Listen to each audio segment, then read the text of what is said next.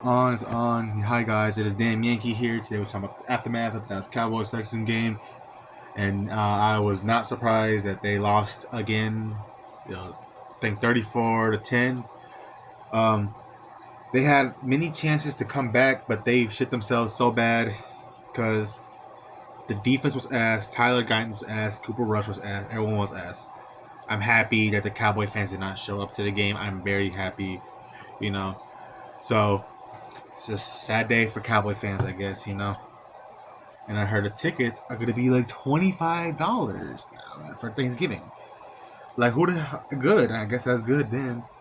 So now, now what are you, now? I just the Texans made history. They're the first. They beat the Cowboys at home for the first time in franchise history because their two wins are at home. Now they beat them at Cowboys home. First time in history. I said they make history, but no one seems to talk about that. No one talks about that because I guess no one really think about it because they only beat them at their home, but they never beat the Cowboys at their home on the road. But I'm not surprised. I called it. Jerry Jones is old. He's gonna die soon. So Cowboy fans keep praying. Want hope praying for his death or his downfall. Daniel Jones released. Cowboys might sign him. I don't care. It's just a quick video, and I'm gonna make another video tomorrow talking about the Washington Commanders. You already know how that's gonna go. But that is it for today. There's nothing really improve. What I will say is the only thing they need to improve is get rid of Jerry Jones. He needs to step down as GM and just step aside and not. The only time he has to step in, stop controlling it.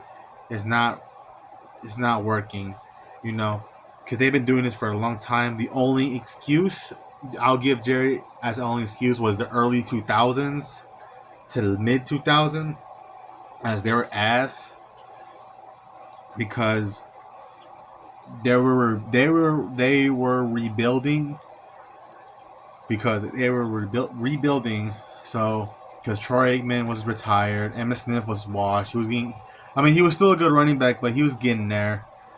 And mostly all the key players from the 90s, they all went to different teams or retired. Coach is the same, but it's over for them. Like that's basically the only excuse he had. And the late 2000s, 2010s was all him because he got really good players and they couldn't do shit about it. Because Jerry needs to stop doing this. He needs to stop being a bitch, bro. I realized that they never had a black head coach, never in franchise history.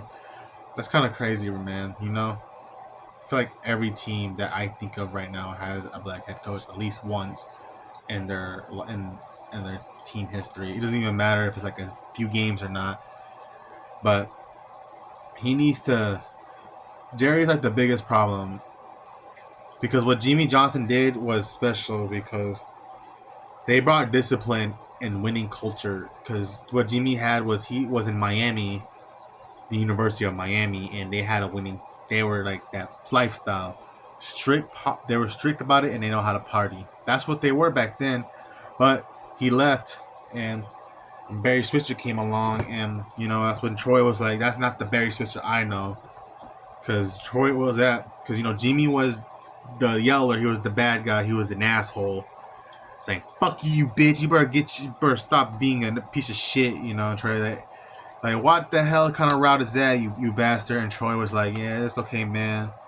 Now he's just the nice guy around." But since Barry Switzer was the nice guy, not giving everyone an easy time, Troy had to be the fucking leader. He has to treat him yell at them and call them out for shit. That's the problem. Stop being that type of coach. It's not been working. Literally, they hired Bill Parcells, which at that time was a great signing, great hiring. But he only got him for tickets booths to go up. That's just real fucked up. That's some fucked up shit, I'm not even talking about the aftermath of the game because there's nothing really to talk about. It's the same old shit. It's just we don't have a Diggs Bowl game. That's just fucked up, you know. But the only thing I got right now is at least I got the fucking Longhorns. They're doing good right now, and at least another Dallas team, football team, is doing good. And that's SMU. They're doing really good right now. So, I guess I'm good then. You know, I don't have to worry about them. Sorry, Cowboys no more. I mean, they've been shit for years, and I'm gonna boycott them. You know, Cowboy fans just keep doing our thing, man. Keep doing your thing. Just fucking blackballing, man.